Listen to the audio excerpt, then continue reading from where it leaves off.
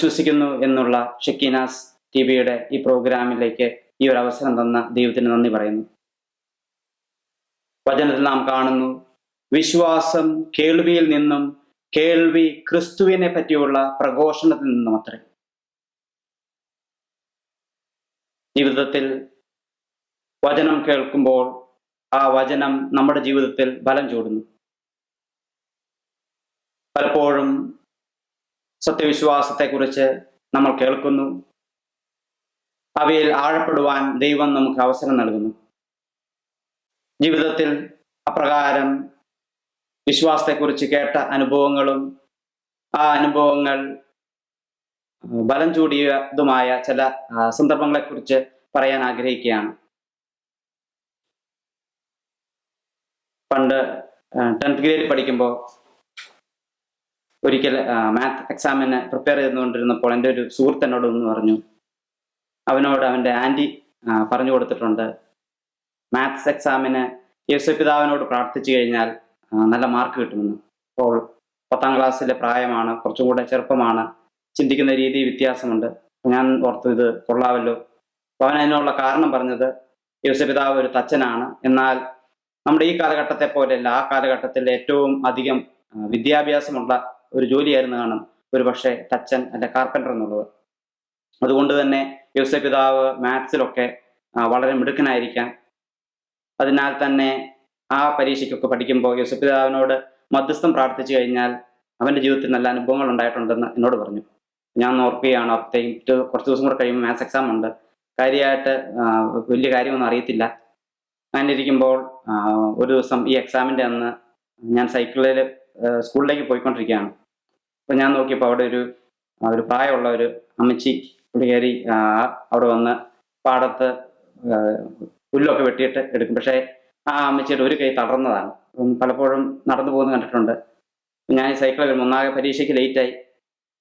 ഈ അമ്മച്ചി ഇത് തലയിൽ വെക്കാൻ വേണ്ടി കാത്തിരിക്കും. അപ്പം ഞാൻ ഓർത്തു, എന്നാൽ പരീക്ഷയ്ക്ക് കാര്യമായിട്ട് പ്രിപ്പയർ ചെയ്തിട്ടില്ല, ഈ അമ്മച്ചീനൊന്ന് സഹായിക്കുവാണെങ്കിൽ അങ്ങനെയെങ്കിലും ദൈവം കുറച്ച് മാർക്ക് കൂട്ടിത്തരുവാണെങ്കിൽ കിട്ടട്ടെ എന്നോർത്ത് ഞാൻ അങ്ങനെ സൈക്കിൾ സ്റ്റോപ്പ് ചെയ്ത് ഈ അമ്മച്ചീനെ സഹായിച്ചു. അതിനുശേഷം പോകുമ്പം അവിടെ ഒരു സെയിൻറ്റ് ജോസഫ് പള്ളിയാണ്. ആ പള്ളിയിൽ ഞാൻ പ്രത്യേക യേശുപിതാവിനോട് പ്രാർത്ഥിച്ചു. പരീക്ഷയ്ക്ക് ചെന്നു. ഞാൻ നോക്കിയപ്പോൾ സാധാരണത്തെക്കാളൊക്കെ ഭയങ്കര പാടായി പരീക്ഷ. ഞാൻ ഓർത്ത് ഇത് വെറുതെ ഇവൻ പറയുന്നത് കേട്ട് വിശ്വസിക്കുകയും ചെയ്തു. ആ ഒരു 15 മിനിറ്റ് ഈ അമ്മച്ചീനെ സഹായിക്കാൻ പോയി, അതും നഷ്ടപ്പെടുത്തി. എന്നാൽ പരീക്ഷയുടെ റിസൾട്ട് വന്നപ്പോൾ ഞാൻ പ്രതീക്ഷയിലൊക്കെ വളരെ മാർക്ക് കൂടുതൽ വന്നു. എൻ്റെ ജീവിതത്തിൽ ഒരു നിസ്സാര സംഭവമാണ്, പക്ഷെ എൻ്റെ ആ പ്രായത്തിൽ എനിക്കതൊരു വിശ്വാസം, അങ്ങനെ ഒരു വിശ്വാസം എൻ്റെ ഉള്ളിൽ അത് ഉളവാക്കി. പിന്നീട് ജീവിതത്തിൽ അത് മറന്ന് പിന്നീട് കോളേജൊക്കെ എത്തിക്കഴിഞ്ഞ് അമേരിക്ക കോളേജിൽ ഒരു ഫിസിക്സിൻ്റെ ക്ലാസ്സാണ്. അപ്പം ഫിസിക്സിൻ്റെ അത്യാവശ്യം പാടുള്ള ക്ലാസ്സാണ്. ആ ക്ലാസ്സിനായിട്ട് ഞാൻ സ്കൂളിൽ വന്നു, കോളേജിൽ രാവിലെ വേറൊരു പാർട്ട് ടൈം ജോലി ചെയ്യുന്നുണ്ട്. അപ്പോൾ ജോലിക്ക് വേണ്ടി ഞാൻ നേരത്തെ വന്നതാണ്. ഈ ക്ലാസ്സിൽ കാര്യമായിട്ട് പഠിപ്പിച്ച ഹോംവർക്കൊക്കെ അത്യാവശ്യമൊക്കെ തട്ടിമുട്ടിയും ചെയ്തെങ്കിലും കാര്യമായിട്ട് മനസ്സിലായിട്ടില്ല. പഠിക്കാൻ വളരെ പാടുള്ളൊരു ഫിസിക്സ് ക്ലാസ്സാണ്. അപ്പം ഞാൻ നോക്കുമ്പോൾ എൻ്റെ ക്ലാസ്സിലുള്ള വിദ്യാർത്ഥികൾ അവരെല്ലാവരും വളരെ നേരത്തെ വന്നിരിക്കുകയാണ്. ഞാൻ ഈ ജോലി ഉള്ളത് കൊണ്ടാണ്, പാർട്ട് ടൈം ജോലി ഉള്ളത് കൊണ്ടാണ് നേരത്തെ വന്നത്. ഞാൻ ചെന്ന് ഇവരോട് ചോദിച്ചു, നിങ്ങളൊക്കെ എന്താ ഇത്രയും നേരത്തെ വന്നു? അപ്പം അവർ എന്നോട് പറഞ്ഞു, അറിഞ്ഞില്ല, ഇന്നാണ് മിഡ് ടേം എക്സാം. അപ്പോൾ ആ ക്ലാസ്സിൽ മിഡ് ടേം എക്സാം ആണ് ഏറ്റവും കൂടുതൽ കൗണ്ട് ചെയ്യുന്നത്. ഇത് കേട്ടതോടെ എനിക്ക് വളരെ ടെൻഷനായി. കാരണം കാര്യമായിട്ട് അറിയത്തില്ല, തോറ്റുപോകുന്ന ഒരു പേടി. അങ്ങനെ ഇരിക്കുമ്പോൾ ഞാൻ ഈ ജോലി ചെന്നു. ജോലിക്കിടയ്ക്ക് ഞാൻ കുറച്ചൊക്കെ വായിച്ചു നോക്കാൻ നോക്കി, പക്ഷെ കാര്യമായിട്ട് പഠിക്കാൻ പറ്റുന്നില്ല. അങ്ങനെ എക്സാമിന് വന്നപ്പോൾ ഞാൻ ഓർത്ത ഈ കാര്യം, പണ്ട് ഈ 10ാം ക്ലാസ്സിലുണ്ടായ ഈ ഒരു ചെറിയ അനുഭവം ഞാൻ ചിന്തിച്ചു. ഞാൻ ഓർത്തു, യേശുപിതാവ് നീതിമാനാണ്. എൻ്റെ ഈ ജോലിയും ഇതിൻ്റെയൊക്കെ ഇടയ്ക്ക് എനിക്ക് പഠിക്കാൻ അതുകൊണ്ടും കൂടെയാണ് സമയം കിട്ടാതെ വന്നത്. ഞാൻ യേശുപിതാവിനോട് മധ്യസ്ഥം പ്രാർത്ഥിച്ചു. യേശുപിതാവ് ഒന്ന് കാർപ്പൻ്ററാണ്, ഫിസിക്സൊക്കെ ആ കാലഘട്ടത്തിൽ നോക്കുമ്പോൾ അത്യാവശ്യം അറിയുന്ന ഒരാളാണ്. അതുകൊണ്ട് തന്നെ ഈശോയുടെ പക്കൽ കുറച്ചും കൂടെ എനിക്ക് വേണ്ടി മധ്യസ്ഥം വഹിക്കണമെന്ന് ഞാൻ അപേക്ഷിച്ചു. അങ്ങനെ പരീക്ഷ എഴുതി കഴിഞ്ഞ് കുറച്ച് ദിവസങ്ങൾ കഴിഞ്ഞപ്പോൾ വലിയ എല്ലാം അറ്റൻഡ് ചെയ്തു എല്ലാ ക്വസ്റ്റ്യൻസും. എൻ്റെ ഞങ്ങളുടെ അധ്യാപകൻ പ്രൊഫസർ റിസൾട്ട് വരാൻ വേണ്ടി ക്ലാസ് വന്നപ്പോൾ ഈ പ്രൊഫസർ ഒരു സ്കാറ്റർ പ്ലോട്ട് ഗ്രാഫ് വരച്ചു ബോർഡിൽ. ഇപ്പം 0 ഉണ്ട്, 100 ഓരോ മാർക്ക് കിട്ടിയത് എഴുതുകയാണ് ഒരു ഡോട്ട്സ് ആയിട്ട്. അപ്പോൾ അത് ഞാൻ നോക്കിയപ്പം ഭൂരിഭാഗം സ്റ്റുഡൻസും 60-70 ആ റേഞ്ചിലാണ് പാസ് മാർക്ക്. കുറച്ച് പേര് ഫെയിൽ ആയിട്ടുണ്ട്. ഒരാൾക്ക് 100-100. ഞാൻ ഓർത്തു, ദൈവമേ, ആ തോറ്റവരിൽ ഒരാൾ ഞാനായിരിക്കുമെന്ന് ഞാൻ ചിന്തിക്കുകയാണ്. അങ്ങനെ ഇത് തരികയാണ്. അപ്പം എൻ്റെ ക്ലാസ്സിലുള്ള ബാക്കിയുള്ളവരൊക്കെ പരസ്പരം പറയുകയാണ്, ഈ ആർക്കായിരിക്കും 100 കിട്ടിയതെന്ന്. അപ്പോൾ ഇങ്ങനെ കിട്ടി വന്നത് ഞാൻ എൻ്റെ ക്ലാസ്സിൽ അത്യാവശ്യം ഭയങ്കര പഠിക്കുന്ന ഒരാളുടെ ഒരു ലുക്കുള്ള ഒരു വിദേശി ഒരാളുമുണ്ട്. അപ്പോൾ അവനായിരിക്കുമെന്ന് ചിന്തിച്ചു. അങ്ങനെ ഈ എനിക്ക് കിട്ടിയപ്പം എനിക്ക് 100-100. എൻ്റെ മറ്റൊരു ചെറിയ സംഭവമാണ്. എന്നാൽ 10ാം ക്ലാസ്സിലുണ്ടായ ഒരു അനുഭവം, എൻ്റെ ഒരു സുഹൃത്ത് പറഞ്ഞൊരു കാര്യം. പക്ഷേ അത് ആ ഒരു അനുഭവത്തിൻ്റെ അടിസ്ഥാനത്തിൽ പിന്നീട് കോളേജിൽ ഇങ്ങനെ ഒരു അനുഭവം ഉണ്ടായപ്പോൾ കേട്ട ആ ഒരു വിശ്വാസം ജീവിതത്തിൽ ബലം ചൂടിയ ഒരു അനുഭവമായിരുന്നു അത്. വിശ്വാസം കേൾവിയിൽ നിന്നും, കേൾവി ക്രിസ്തുവിനെ പറ്റിയുള്ള പ്രഘോഷത്തിൽ നിന്നും അത്രേ എന്നുള്ളതിൽ അപ്രകാരം കേട്ട ഒരു കാര്യം വിശ്വാസമായി ജീവിതത്തിൽ ഈശോ അതിന് ബലം ചൂടിച്ച മറ്റൊരു അനുഭവം പറയാൻ ആഗ്രഹിക്കുകയാണ്. പണ്ട് ഡിവൈനിലെ ചെറുപ്പത്തിൽ ഒരു ധ്യാനത്തിന് ചെന്നപ്പോൾ ധ്യാനിപ്പിച്ച അവിടുത്തെ വ്യക്തി അദ്ദേഹത്തിൻ്റെ ജീവിതത്തിൽ ഒരു അനുഭവം പറഞ്ഞു ധ്യാനത്തിൽ. അതിങ്ങനെയായിരുന്നു. അദ്ദേഹത്തെ വളരെ പ്രശസ്തമായിട്ടുള്ള പഴയ കാലഘട്ടങ്ങളിൽ ഒരു നാടകത്തിൻ്റെ ഒരു സ്ഥാപനം ഇദ്ദേഹത്തെ ഹയർ ചെയ്തു. അതിൻ്റെ കാരണം ആ നാടകത്തിൻ്റെ ഒരു ക്യാരക്ടറിന് പറ്റിയ ലുക്ക് മാത്രം ഉണ്ടായിരുന്നു ഈ വ്യക്തിക്ക്. എന്നാൽ പിന്നീട് നോക്കി അഭിനയിക്കാൻ കഴിവില്ലെന്ന് പറഞ്ഞ് ഡയറക്ടർ പറഞ്ഞു ഒരു അവസരം കൂടി. കാരണം ഇദ്ദേഹത്തെ സംബന്ധിച്ചിടത്തോളം ഈ ഒരു അവസരം വളരെ പ്രധാനപ്പെട്ടതായിരുന്നു. അങ്ങനെ വന്നപ്പോൾ ആ വ്യക്തി ആ സ്ഥാപനത്തിൻ്റെ അടുത്തുണ്ടായിരുന്ന അൽഫോൺസാമയുടെ കബറിടത്തിൽ, ഭരണങ്ങാനത്തുള്ള കബറിടത്തിൽ ചെന്നു. അദ്ദേഹം പറയുന്ന ആ കാലഘട്ടത്തിൽ അത്ര പ്രശസ്തമല്ല ഭരണങ്ങാനം. ഇദ്ദേഹം അവിടെ ചെന്ന് ഇദ്ദേഹം കേട്ട ഒരു കാര്യത്തിൻ്റെ വെളിച്ചത്തിൽ, ആ ഒരു വിശ്വാസത്തിൽ ഇദ്ദേഹം ചെന്ന് അൽഫോൺസാമയോട് മധ്യസ്ഥം പ്രാർത്ഥിച്ചു. തിരിച്ച് ഈ നാടകത്തിൽ വന്ന് അഭിനയിച്ചപ്പോൾ ഡയറക്ടർ ചോദിച്ചു, ഈ കഴിഞ്ഞ ദിവസത്തെ രാത്രി താൻ ഏത് കോളേജിൽ പോയാണ് പഠിച്ചത് നാടകം? കാരണം ഇദ്ദേഹത്തിന് വളരെ വലിയൊരു വ്യത്യാസം വന്നു എന്ന് ഈ ധ്യാനത്തിൽ ഒരു അനുഭവം ഈ വ്യക്തി ഷെയർ ചെയ്തു. പിന്നീട് ജീവിതത്തിൽ കോളേജിൽ പഠിച്ചുകൊണ്ടിരുന്നപ്പോൾ ഞാൻ കോളേജിൽ ഒരു പ്രൊഫസറിൻ്റെ കൂടെ റിസർച്ച് അസിസ്റ്റൻ്റായിട്ട് വർക്ക് ചെയ്യുന്നുണ്ടായിരുന്നു. അപ്പോൾ അദ്ദേഹത്തിൻ്റെ ഈ റിസർച്ച് പ്രൊജക്റ്റ് പ്രസൻറ്റ് ചെയ്യണം, മറ്റൊരു കോളേജിൽ പ്രസൻറ്റ് ചെയ്യാൻ വേണ്ടി എന്നോട് ആവശ്യപ്പെട്ടു. അദ്ദേഹം ആ പ്രസൻറ്റേഷൻ ഒന്ന് കാണിക്കാൻ എന്നോട് ആവശ്യപ്പെട്ടു. അപ്പോൾ ഞാൻ ഈ പ്രൊഫസറിന് മുമ്പിൽ കാണിച്ചിട്ട് എങ്ങനെ ചെയ്തിട്ടും ശരിയാകുന്നില്ല. അദ്ദേഹം പല കറക്ഷൻസ് തന്നു, എത്ര നോക്കിയിട്ടും ശരിയാകുന്നില്ല. അപ്പം എന്നോട് പറഞ്ഞു കുറച്ച് സമയം ബ്രേക്ക് എടുത്തിട്ട് വന്നാൽ മതി എന്ന് പറഞ്ഞു. വീണ്ടും ഒന്നുകൂടെ ട്രൈ ചെയ്ത് നോക്കാം. ഞാൻ ചെന്ന് ഈ ഒരു അരമണിക്കൂർ കൊണ്ട് ബ്രേക്ക് എടുത്തത് എന്ത് വ്യത്യാസമാണ് വരാൻ പോകുന്നത് എന്ന് ഞാൻ ചിന്തിച്ചുകൊണ്ടിരുന്നപ്പോൾ ഞാൻ ഈ പണ്ട് കേട്ട കാര്യം മനസ്സിലോർത്തു. അൽഫോൺസാമയോട് മധ്യസ്ഥം പ്രാർത്ഥിച്ച് ഇങ്ങനെ ഒരു വ്യക്തിക്ക് അദ്ദേഹത്തിൻ്റെ ജീവിതത്തിൽ ഈ ഒരു നാടകം പ്രസൻറ്റ് ചെയ്തപ്പോൾ വലിയൊരു വ്യത്യാസം വന്ന കാര്യം ഈ വ്യക്തി പറഞ്ഞ കാര്യം ചെറുപ്പത്തിൽ കേട്ടത്. അപ്പം ഞാൻ ഓർത്തു. ഞാൻ അതുപോലെ വിശുദ്ധ അൽഫോൺസാമയോട് പ്രാർത്ഥിച്ചു. അത് കഴിഞ്ഞ് എൻ്റെ ഈ പ്രൊഫസറിൻ്റെ മുമ്പിൽ പോയി ഇപ്രകാരം ഇത് ഒന്നുകൂടെ പ്രസൻറ്റ് ചെയ്തപ്പോൾ പ്രൊഫസർ വന്ന് എന്നോട് പറഞ്ഞു, ഭയങ്കര വ്യത്യാസം വന്നല്ലോ, എന്താണ് ഇത്ര വ്യത്യാസം വരാൻ കാരണമെന്ന്. ഞാൻ അദ്ദേഹത്തോട് പ്രത്യേകിച്ചൊന്നും പറഞ്ഞില്ല. അദ്ദേഹം വളരെ സന്തോഷമായി. പിറ്റേ ദിവസം ഇത് ആക്ച്വലി പ്രസൻറ്റ് ചെയ്യേണ്ട ആ കോളേജിൽ പ്രസൻറ്റ് ചെയ്തതിന് ശേഷം അദ്ദേഹം എന്നെപ്പറ്റി എന്നോട് വളരെ നല്ല രീതിയിൽ പറഞ്ഞു. അതേപോലെ അദ്ദേഹത്തിൻ്റെ അവിടുത്തെ ഡിപ്പാർട്ട്മെൻറ്റ് ചെയർപേഴ്സണോടൊക്കെ ചെന്ന് പറഞ്ഞു വളരെ നന്നായിട്ട് പ്രസൻറ്റ് ചെയ്തു എന്ന്. എന്നെ സംബന്ധിച്ചിടത്തോളം അൽഫോൺസാമയോട് മധ്യസ്ഥം പ്രാർത്ഥിച്ച് ഒരു അനുഗ്രഹം കിട്ടിയ കാര്യം ചെറുപ്പത്തിൽ കേട്ടത് പിന്നീട് ജീവിതത്തിലെ ഒരു സന്ദർഭത്തിൽ അപ്രകാരം ഞാനും പ്രാർത്ഥിച്ചപ്പോൾ എനിക്കും അതിനോട് സമാനമായ ഒരു അനുഭവം ഉണ്ടായി.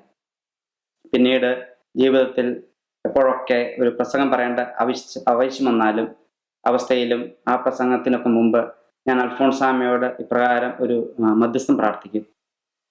അപ്രകാരം ജീവിതത്തിൽ കേട്ട ഒരു കാര്യം, ആ ഒരു കാര്യം വിശ്വാസമായി, ആ വിശ്വാസം ബലം ചൂടിയ മറ്റൊരനുഭവമാണ് അത്.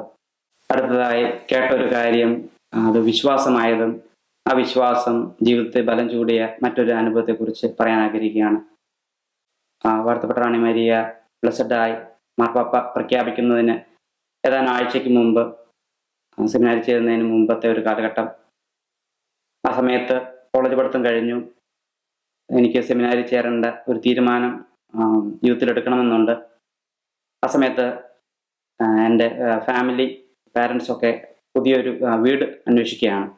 അങ്ങനെ ഈ വീട് അന്വേഷിക്കുന്ന ഒരു സമയമാണ്. അപ്പം ഞാൻ വിശുദ്ധരുടെ നാമകരണ പ്രോസസ്സിനെ കുറിച്ചൊക്കെ എപ്പോഴോ വായിച്ചപ്പോൾ അവിടെ കാണുകയുണ്ടായി.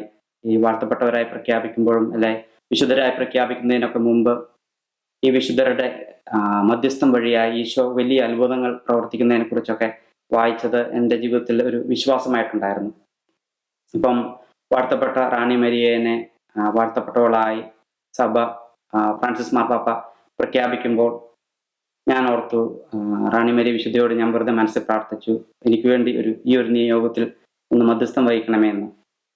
അങ്ങനെ ഞാൻ മധ്യസ്ഥം വഹിക്കണമെന്നൊരു പ്രാർത്ഥിച്ചു. ഏതാനും 2 ആഴ്ച കൂടെ കഴിയുമ്പോൾ മാർപ്പാപ്പ വാഴ്ത്തപ്പെട്ടവളായി പ്രഖ്യാപിക്കുമെന്ന് ഞാൻ ഒരു പത്രത്തിൽ കണ്ടതിൻ്റെ അടിസ്ഥാനത്തിലാണ് അങ്ങനെ പ്രാർത്ഥിച്ചത്. അതിന് കുറച്ച് ദിവസം കൂടെ കഴിഞ്ഞപ്പോൾ ഒരു വീട് നോക്കിപ്പോയി. പക്ഷെ ആ വീടിന് വലിപ്പവും ഉദ്ദേശിച്ചത്രയില്ല, റെന്റും വളരെ കൂടുതലാണ്. അതിനുശേഷം അതിൻ്റെ അടുത്തുള്ള ഒരു ഇന്ത്യൻ സ്റ്റോറിൽ ഏതായാലും അത്ര ദൂരം വന്നു. അവിടെ ഷോപ്പിങ്ങിന് വേണ്ടി കയറിയപ്പോൾ ആ സ്റ്റോറിൻ്റെ ഓണർ, ഒരു മലയാളി അങ്കിള്, എന്നോട് വന്ന് ഇങ്ങനെ പേര് ചോദിച്ചു. ഞാൻ പേര് പറഞ്ഞു. പെങ്ങളുടെ പേര് ചോദിച്ചു. അതിന് അപ്പം പെങ്ങളുടെ പേര് മരിയ എന്ന് കേട്ടപ്പോൾ ഈ വ്യക്തി ഉടനെ ചോദിച്ചു, ഈ അങ്കിള് റാണി മരിയനെ അറിയാവോ എന്ന് ചോദിച്ചു. അപ്പം ആരാന്ന് പെട്ടെന്ന് കേൾക്കുമ്പം ആരാന്ന് അറിയത്തില്ല. അപ്പം ഈ വ്യക്തി പറഞ്ഞു, നിങ്ങളുടെ സഭയിൽ, കത്തോലിക്ക സഭയിൽ ഈയിടെ വിശുദ്ധയായിട്ട് പ്രഖ്യാപിച്ചില്ലേ ഒരാളെ, ആ റാണി മരിയ എൻ്റെ ക്ലാസ്മേറ്റ് ആണെന്ന് ഈ വ്യക്തി പറഞ്ഞു. അപ്പം അദ്ദേഹം അന്ന് പറഞ്ഞത് അദ്ദേഹം ഒരു ഓർത്തഡോക്സ് സഭാംഗമാണ്. ഇത് പറഞ്ഞതിന് ശേഷം ഈ വ്യക്തിക്ക് ഭയങ്കര സന്തോഷം. ഈ വ്യക്തി സംസാരിക്കുന്നത് കേട്ട് കഴിഞ്ഞാൽ വാഴ്ത്തപ്പെട്ട റാണി മരിയ എൻ്റെ സഹോദരിയും അങ്ങനെ ഒരു ബന്ധം പോലെയാണ് വ്യക്തി സംസാരിക്കുന്നത്. അതിനുശേഷം എൻ്റെ മാതാപിതാക്കളും അവരോടും പറഞ്ഞു, റാണി മരിയയും വാഴ്ത്തപ്പെട്ട റാണി മരിയ കത്തോലിക്ക സഭയിൽ ഇപ്പോൾ വിശുദ്ധയായിട്ടുള്ള, അദ്ദേഹം വിശുദ്ധ എന്നാണ് പറയുന്നത്, എൻ്റെ ക്ലാസ്മേറ്റ് ആണ്, ഞങ്ങൾ ഒരുമിച്ച് പഠിച്ചതാണെന്ന് പറഞ്ഞു. അപ്പോൾ ഈ വ്യക്തി ചോദിക്കുകയാണ്, എന്ത് ആവശ്യമാണ്, നിങ്ങളിപ്പം ഇവിടെ ഷോപ്പിങ്ങിന് വന്നപ്പം ഇങ്ങനെ വീട് നോക്കുന്ന കാര്യം പറഞ്ഞു. എന്നാൽ ആ വ്യക്തി ആ സമയത്ത് അദ്ദേഹത്തിന് പരിചയമുള്ള ഒരു വീടുണ്ട്. അങ്ങനെ ഇദ്ദേഹം തന്നെ ഒരു എഫേർട്ട് എടുത്ത് അവിടെ പോയി ഞങ്ങൾ പ്രതീക്ഷയെക്കാളൊക്കെ നല്ലൊരു ഭവനം വളരെ അഫോർഡബിൾ റേറ്റിൽ കിട്ടി. അപ്പോൾ ഈ പോകുന്ന വഴിക്കൊക്കെ ഞാൻ ചിന്തിക്കുന്നത്, ഞാൻ ഇപ്രകാരം വാഴ്ത്തപ്പെട്ട റാണി മരിയയോട് ഒരു മധ്യസ്ഥ സഹായം അപേക്ഷിച്ചു. ആ വിശുദ്ധ മധ്യസ്ഥം വഹിച്ചതിന് ഫലമായിട്ടാണോ ഇപ്രകാരം ആ വിശുദ്ധയുടെ ആ വാഴ്ത്തപ്പെട്ട റാണി മരിയയുടെ കൂടെ സ്കൂളിൽ പഠിച്ച ഒരു വ്യക്തി, ഞാൻ ഓർക്കുകയാണ് അതിൻ്റെ പ്രോബബിലിറ്റി എത്രയോ ചെറുതായിരിക്കും. കാരണം അങ്ങനെ ഒരു ക്ലാസ്മേറ്റ് അമേരിക്കയിൽ ഉണ്ടാകുക എന്നുള്ളതിന് വളരെ ചാൻസ് കുറവാണ്. അദ്ദേഹത്തെ ഞാൻ കണ്ടുമുട്ടുക, ഈ ഒരു ടോപ്പിക്കിലേക്ക് ഞങ്ങൾ വരിക. എന്നാൽ എൻ്റെ ജീവിതത്തിൽ പിന്നീട് ഞാൻ പലപ്പോഴും തിരിഞ്ഞു നോക്കിയപ്പോൾ ആ വാഴ്ത്തപ്പെട്ട റാണി മരിയ, ആ വിശുദ്ധ തൻ്റെ ജീവിതത്തിൽ കാണിച്ച ആ വിശുദ്ധി ഈശോ എനിക്ക് കാണിച്ചു തന്ന ആ വിശുദ്ധരുടെ മധ്യസ്ഥ ശക്തി കാണിച്ചു തന്ന ഒരു അനുഭവമായി അത് മാറുകയാണ് ഉണ്ടായത്. കത്തോലിക്ക സഭയുടെ മതബോധന ഗ്രന്ഥത്തിൽ 312 ഖണ്ഡികയിൽ പറയുന്ന ഒരു കാര്യമുണ്ട്. The greatest moral evil ever committed is the crucifixion of Christ. ക്രിസ്തുവിൻ്റെ കുരിശുമരണമാണ് ലോകം കണ്ട ഏറ്റവും വലിയ തിന്മ. കാരണം ഒരു തിന്മയും ചെയ്യാത്ത ദൈവപുത്രൻ കാൽവരി കുരിശിൽ ബലിയായി തീർന്നു. എന്നാൽ അതിനെ തുടർന്ന് പറയുകയാണ്, the greatest grace the world has ever received is the crucifixion of Christ. ഈശോയുടെ കുരിശുമരണത്തിലൂടെയാണ് മനുഷ്യരാശി മുഴുവനും രക്ഷ പ്രാപിച്ചത്. അപ്രകാരം ദൈവം എപ്രകാരമാണ് തിന്മയിൽ നിന്ന് പോലും നന്മ ഉരുവാക്കുന്നത് എന്ന് സഭ നമ്മെ പഠിപ്പിക്കുകയാണ്. വചനത്തിൽ നാം കാണുന്നു, ദൈവത്തെ സ്നേഹിക്കുന്നവർക്ക്, അവിടുത്തെ പദ്ധതി അനുസരിച്ച് വിളിക്കപ്പെട്ടിരിക്കുന്നവർക്ക് അവിടുന്ന് സകലതും നന്മയ്ക്കായി പരിണമിപ്പിക്കും എന്ന് നമുക്കറിയാമല്ലോ. എൻ്റെ ജീവിതത്തിലും എപ്രകാരമാണ് ഈ ഒരു വചനം, കേട്ട വചനം വിശ്വാസമായി മാറിയതും ആ വിശ്വാസം ബലം ചൂടിയ ഒരു അനുഭവം പറയാൻ ആഗ്രഹിക്കുകയാണ്. എൻ്റെ സെമിനാരി ജീവിതയാത്രയിൽ ഒരുപാട് നല്ല അനുഭവങ്ങൾ ഉണ്ട്. എല്ലാ നല്ല അനുഭവങ്ങളിലും എല്ലാ അനുഭവങ്ങളിലും ദൈവം നേരിട്ട് ഇടപെട്ട, പ്രതീക്ഷിക്കാത്ത രീതിയിൽ പോലും ദൈവം ഇടപെട്ട അനുഭവങ്ങളുണ്ട്. പ്രകാരം സെമിനാരി തുടങ്ങിയപ്പോൾ നാട്ടിൽ പോയി സെമിനാരി ഫോർമേഷൻ തുടങ്ങി. ഞാൻ പ്രതീക്ഷിച്ചത് ഒരു വർഷം കഴിയുമ്പോൾ തിരിച്ച് അമേരിക്കയ്ക്ക് വന്ന് അമേരിക്കയിൽ പഠനം തുടരുമെന്നാണ്. എന്നാൽ ആ ഒരു കാലഘട്ടത്തിൽ 2 വർഷം ചെയ്യേണ്ടി വന്നു. ഒരു എക്സ്ട്രാ ഒരു ഫോർമേഷൻ ഒരു വർഷം കൂടെ വന്നു. അതിനുശേഷം അമേരിക്കയ്ക്കാണ് എന്ന് പിതാവ് പറഞ്ഞു. അങ്ങനെ ആപ്ലിക്കേഷൻ എല്ലാം ചെയ്തു, എല്ലാം കൺഫേം ആയി. സെൻഡ് ഓഫ് നൽകി സെമിനാരിയിൽ നിന്ന്. കാരണം അമേരിക്കയിലേക്ക് ഇനി അടുത്ത സെമിനാരി അമേരിക്കയിലേക്കാണ് പോകുന്നത്. അപ്രകാരം എല്ലാം റെഡിയായ സമയത്താണ് നമുക്കെല്ലാം അറിയാം കോവിഡ് ലോകത്തെ മുഴുവൻ ഒളിച്ചൊരു കാലഘട്ടം. അങ്ങനെ വന്നപ്പോൾ എന്നോട് പിതാവ് പറഞ്ഞു അമേരിക്കയ്ക്ക് പോകേണ്ട, അടുത്ത ഫോർമേഷനും ഇന്ത്യയിൽ തന്നെ ചെയ്താൽ മതി എന്ന് പറഞ്ഞു. ആദ്യം കേട്ടപ്പോൾ എനിക്കതൊരു വിഷമം തോന്നി. കാരണം വീട്ടിൽ നിന്ന് ബന്ധുക്കാരിലെല്ലാം മാറി നിന്ന് 2 വർഷമായപ്പോഴത്തേക്കും ഇത്ര നാൾ മാറി നിന്നതിൻ്റെ ഒരു വിഷമമുണ്ട്. വീണ്ടും വർഷം കൂടിയപ്പോൾ പ്രതീക്ഷിക്കാതെ വന്നപ്പോൾ അത് ആദ്യം ഒരു വിഷമമായി ഉണ്ടായിരുന്നു. എന്നാൽ ഇന്ന് തിരിഞ്ഞു നോക്കുമ്പോൾ എൻ്റെ ഫോർമേഷൻ കാലഘട്ടത്തിൽ ഏറ്റവും നല്ല അനുഭവമായിരുന്നു ആ ഒരു ഞാൻ പ്രതീക്ഷിക്കാതെ വന്ന ആ ഒരു സഹനം. കാരണം ആ സഹനത്തിലൂടെ ദൈവത്തെ കൂടുതലായി അറിയാൻ സാധിച്ചു. അതുപോലെ ഒരുപാട് നല്ല സുഹൃത്തുക്കളെ ദൈവം നൽകി, ഒരുപാട് ആളുകളെ പരിചയപ്പെടാൻ സാധിച്ചു. അപ്രകാരം ആ ഒരു അനുഭവം ഇന്നും ജീവിതത്തിൽ പിന്നീട് എപ്പോഴും ആ ഒരു ഫോർമേഷൻ കാലഘട്ടം ഇന്നും ജീവിതത്തെ വളരെയധികം സ്വാധീനിച്ചതും ആ ഒരു അനുഭവം എൻ്റെ അധികാരികളിലൂടെ ദൈവമാണ് എനിക്ക് നൽകിയത് എന്നുള്ള തിരിച്ചറിവും ജീവിതത്തിലുണ്ടായി. എപ്രകാരമാണ് ദൈവം തന്നെ സ്നേഹിക്കുന്നവർക്ക് തൻ്റെ പദ്ധതി അനുസരിച്ച് വിളിക്കപ്പെട്ടിരിക്കുന്നവർക്ക് സകലതും നന്മയ്ക്കായി പരിണമിപ്പിക്കുന്നതെന്ന് തിരിച്ചറിയാൻ സാധിച്ചു. വിശുദ്ധ പൗലോസ്ലീഹ കൊരിന്തോസുകാർക്ക് എഴുതിയ 1-ാം ലേഖനത്തിൽ നമ്മൾ കാണുന്നുണ്ട്. The message of the cross is foolishness to those who are perishing, but to us who are saved, it is the power of God. കുരിശ് ലോകത്തെ സംബന്ധിച്ചിടത്തോളം ഭോഷത്വമാണ്. എന്നാൽ രക്ഷിക്കപ്പെടുന്നവരെ സംബന്ധിച്ചിടത്തോളം, ദൈവത്തെ അനുഗമിക്കുന്നവരെ സംബന്ധിച്ചിടത്തോളം അത് ദൈവത്തിൻ്റെ ശക്തിയാണ്. ക്രിസ്തുനായ ക്രിസ്തുവിൽ എപ്രകാരമാണ് സഹനം രക്ഷാകരമായി മാറുന്നതെന്ന് നാം തിരിച്ചറിയുന്നു. പല വിശുദ്ധരുടെയും ജീവിതത്തിൽ, ഉത്തരേസ്യ പുണ്യവതിയുടെ ജീവിതത്തിൽ, അതുപോലെ മറ്റനേകം വിശുദ്ധരുടെ ജീവിതത്തിൽ അവരുടെ ജീവിതത്തിലെ ചെറിയ സഹനങ്ങൾ എപ്രകാരം ഈശോയുടെ വലിയ കരങ്ങളിലേക്ക് അവർ നൽകി ആ സഹനങ്ങളെ രക്ഷാകരമാക്കി മാറ്റി എന്ന് നാം കാണുന്നുണ്ട്. ഇപ്രകാരം സഹനങ്ങളിൽ നിന്ന് ദൈവം നന്മ ഉരുവാക്കും. പലപ്പോഴും ഒരു അർത്ഥവുമില്ലാത്ത സഹനത്തിൽ നിന്ന് പോലും ലോകത്തെ സംബന്ധിച്ചിടത്തോളം രോഗവും സഹനവും മറ്റ് മനുഷ്യരിൽ നിന്നുള്ള പീഡയൊക്കെ, ആ സഹനമൊക്കെ തീർത്തും ഒരു അർത്ഥവുമില്ലാത്തതാണ്, ആരും ഇഷ്ടപ്പെടാത്തതാണ്. എന്നാൽ വിശ്വസിക്കുന്നവരെ സംബന്ധിച്ചിടത്തോളം ആ സഹനത്തിന് ഈശോയോട് ചേർത്ത് വെക്കുമ്പോൾ ആ സഹനങ്ങൾ രക്ഷാകരമായി മാറുന്നു എന്ന് നാം വചനത്തിൽ കാണുന്നു. ഇപ്രകാരം എൻ്റെ സെമിനാരിൽ നിന്ന് പാസ്റ്ററലിനായിട്ട് ഒരു ഹോസ്പിറ്റലിൽ പോകുമായിരുന്നു ഒരു വർഷം. അപ്പോൾ അവിടെ പോവും, അവിടുത്തെ രോഗികൾക്ക്, കത്തോലിക്കരായിട്ടുള്ള രോഗികളെ നോക്കും, അവർക്ക് കുർബാന ആവശ്യമുള്ളവർ കുർബാന കൊടുക്കും. മറ്റ് മതസ്ഥരുടെ അടുത്ത് പോയി അവരുമായി സംസാരിക്കും, ഈശോയെ പറ്റി സംസാരിക്കാൻ സാധിക്കുമ്പോൾ ഒക്കെ സംസാരിക്കും, അവരോട് കൂടെ പ്രാർത്ഥിക്കും. ഇതൊക്കെയായിരുന്നു ഒരു പാസ്റ്ററൽ അസൈൻമെന്റ്. അപ്രകാരം ഒരു രോഗിക്ക് കുർബാന ആവശ്യമുണ്ട്, ആ രോഗിയുടെ കാത്തലിക്കാന്ന് കണ്ട് ഈ ഒരു ഇന്റൻസീവ് കെയർ യൂണിറ്റിലേക്ക് ചെല്ലേണ്ട ആവശ്യം വന്നു. ആ രോഗിയുടെ അടുത്ത് ചെന്നപ്പോൾ ഒരു കോമയിൽ കിടക്കുന്ന പോലത്തെ ഒരു രോഗിയാണ്, മിണ്ടാനൊന്നും പറ്റാത്ത ഒരു രോഗിയാണ്. അപ്പം ഞാൻ രോഗികളുടെ ലിസ്റ്റിൽ ആ രോഗി കാത്തലിക്കാന്ന് കണ്ട് അങ്ങനെ ചെന്നതാണ്. അപ്പോൾ ഞാൻ ആ വ്യക്തിക്ക് വേണ്ടി, ആ ഒരു ആൾക്ക് വേണ്ടി പ്രാർത്ഥിച്ചു. പ്രാർത്ഥിച്ചിട്ട് ഞാൻ തിരിഞ്ഞ് നോക്കിയപ്പോൾ അവിടെ ഈ ഇന്റൻസീവ് കെയർ യൂണിറ്റിലുള്ള കർട്ടൻ്റെ ഇടയിലൂടെ അപ്പുറത്ത് കിടക്കുന്ന ഒരു രോഗി വളരെ ആകാംക്ഷയോടെ ഒരു നോക്കുന്നത് ശ്രദ്ധിച്ചു. വളരെ ഇൻറ്റൻസ് ആയിട്ട് നോക്കുന്നു.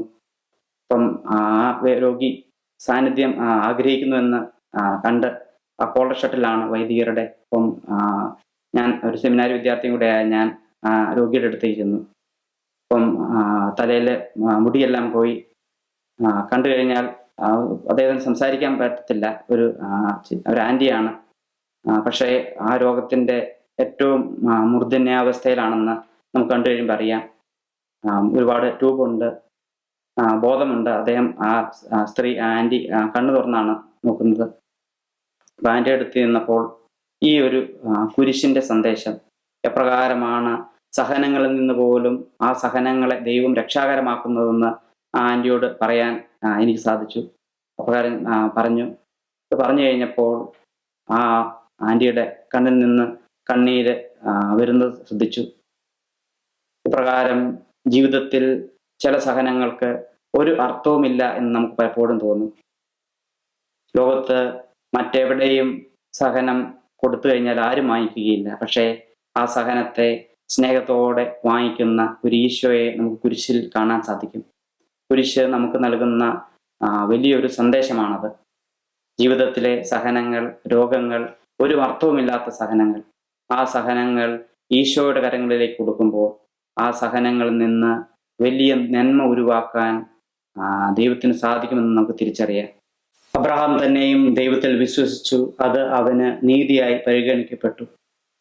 പ്രകാരം അബ്രാഹവും ദാവീദും മറ്റ് പ്രവാചകന്മാരും അവരുടെ ജീവിതത്തിലെ പ്രകാരം അവരുടെ വിശ്വാസം ബലം ചൂടിയോ? എപ്രകാരം പുതിയ നിയമത്തിൽ ഈശോയിൽ ആശ്രയിച്ച അപ്പസ്തോലന്മാരുടെ ജീവിതത്തിൽ അവരുടെ വിശ്വാസം ഈശോയിൽ ബലം ചൂടിയോ? അതുപോലെ കർത്താവായ ഈശോ ആഗ്രഹിക്കുന്ന ജീവിതത്തിൽ, നമ്മുടെ ജീവിതത്തിൽ ആ രീതിയിൽ ആ വിശ്വാസം, ഈശോയിലുള്ള വിശ്വാസം ബലം ചൂടുവാൻ, ആ വിശ്വാസത്തിൽ ആഴപ്പെടുവാൻ ദൈവം നമ്മളെ അനുഗ്രഹിക്കട്ടെ എന്ന് നമുക്ക് പ്രാർത്ഥിക്കാം. ഞങ്ങൾ വിശ്വസിക്കുന്നു എന്നുള്ള ഈ ഒരു പ്രോഗ്രാം, ആ പ്രോഗ്രാമിലൂടെ അനേകർ ഈശോയെ കണ്ടെത്തുവാൻ ഇടയാകണമെന്ന് പ്രാർത്ഥിക്കാം. ദൈവം നമ്മളെ എല്ലാവരെയും അനുഗ്രഹിക്കട്ടെ.